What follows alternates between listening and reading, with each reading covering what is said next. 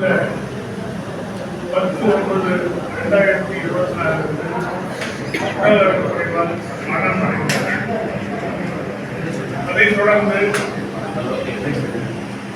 15ஆம் தேதி ராஜா வெள்ளையன் அவர்கள் என்னை தலைவராக தேர்ந்தெடுக்க வேண்டும் என்று வாட்ஸ்அப்பில் ஒரு பதிவை போட்டதால் எங்கள் பேரவையில் சலசலப்பு ஏற்பட்டது.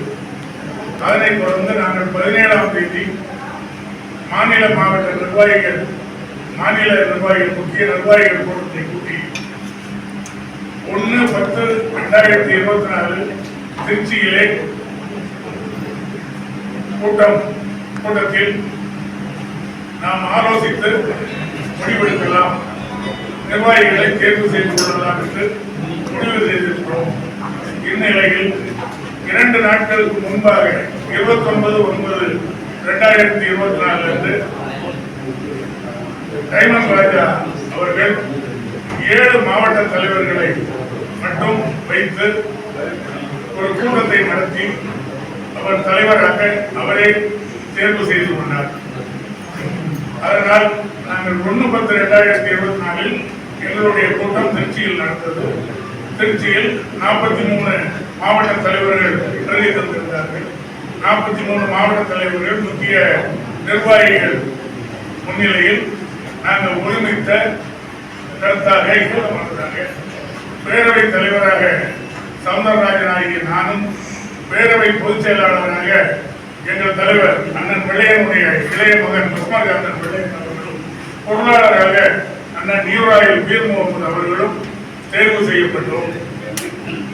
அதனைத் தொடர்ந்து பேரவையில் குழப்பம் விளைவித்த டைமண்ட் ராஜா வெள்ளையன், கே தேவராஜ், திரு பாலகிருஷ்ணன், திரு ஹரிகிருஷ்ணன் போன்ற நிர்வாகிகளை நாங்கள் நீக்கியுள்ளோம். அது பத்திரிகை குறிப்பில் இருக்கிறது, அனைவருக்கும் வழங்குகிறோம். அதே போல எங்களுடைய பேரவை தொடர்ந்து எங்கள் பேரவை தலைவர் அண்ணன் வெள்ளையன் அவர்கள் காட்டிய வழியிலேயே வணிகர்களுக்காக தொடர்ந்து போராடுவோம்.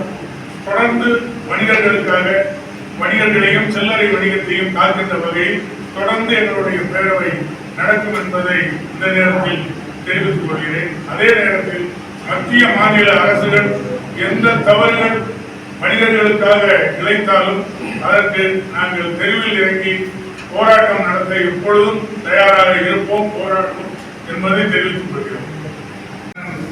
வெள்ளையன் அவர்களின் இளைய மகன்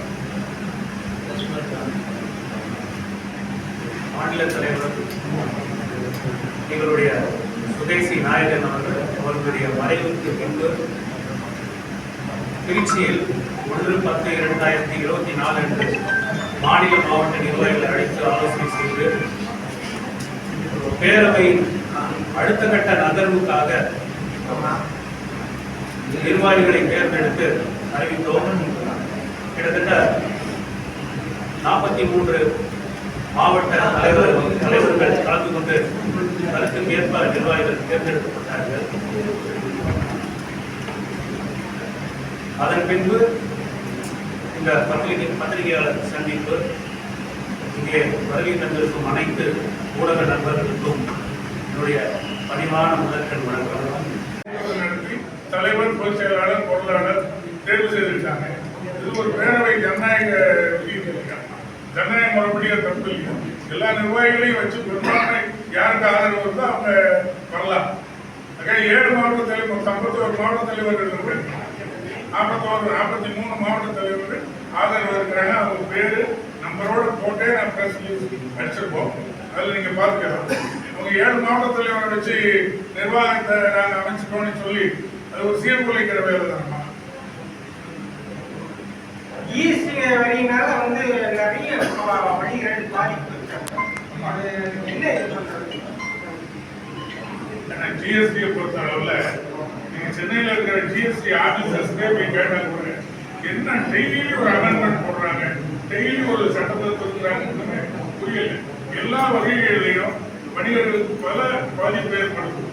அதாவது நாங்க வணிகர் சங்க பேரவை சார்பா உணவுப் பொருள்னா ஒரு ஸ்லாட் போயிங்க 20% கட்டிட பொருள் சிமெண்ட், செங்கல் மணல் ஜல்லி இன்னும் ஒரே ஸ்லாப் புரியுங்க. உதாரணத்துக்கு புது இரும்புக்கும் 18%, பழைய இரும்பு ஸ்கிராப்புக்கும் 18%. நீங்க வியாபாரிகள்கிட்ட கேட்டா தெரியும். புதிய இரும்புக்கும் 18%, பழைய இரும்புக்கும் 18%. இப்படி நிறைய குளறுபடிகள் இருக்கு. இதெல்லாம் நாங்க சரி பண்ணணும்னு சொல்லி மத்திய நிதியமைச்சருக்கும் கோரிக்கை வச்சிருக்கோம். தமிழ்நாடு முதல்வருக்கும் உங்க மாண்புமிகு அமைச்சர் பெருமக்களை ஜிஎஸ்டி கூட்டத்துக்கு அனுப்பும்போது, கவுன்சில் கூட்டத்துக்கு அனுப்பும்போது இதை சரி பண்ண சொல்லுங்கன்னு நாங்கள் லெட்டர் கோரிக்கை வச்சிருக்கோம். நிறைய சிறு தொழில்கள் வந்து பாதிச்சிருக்கு. நிறைய வந்து வியாபாரிகள் வந்து தொழிலே இல்லாம வந்து கடைகளை மூடிட்டு போறாங்க. அதுக்கு காரணம் ஆன்லைன் வர்த்தகத்தை மத்திய அரசும் மாநில அரசும் ஆதரிக்கிறாங்க. அதனால நாங்கள் சில்லறை வணிகத்தில் நாங்கள் தடுமாறுறோம், கஷ்டப்பட்டு இருக்கிறோம். அதே நேரத்தில் ஒரு 4 நாளைக்கு முன்பாக பிரதமர் சொல்லியிருந்தார், உள்நாட்டு பொருள்களையே வாங்கணும். எங்க பேரவைத் தலைவரோட கொள்கையே இந்தியனாக இருப்போம், இந்திய பொருள்களை வாங்குவோங்கிறது எங்க வணிக சங்க பேரவையோட கொள்கையே.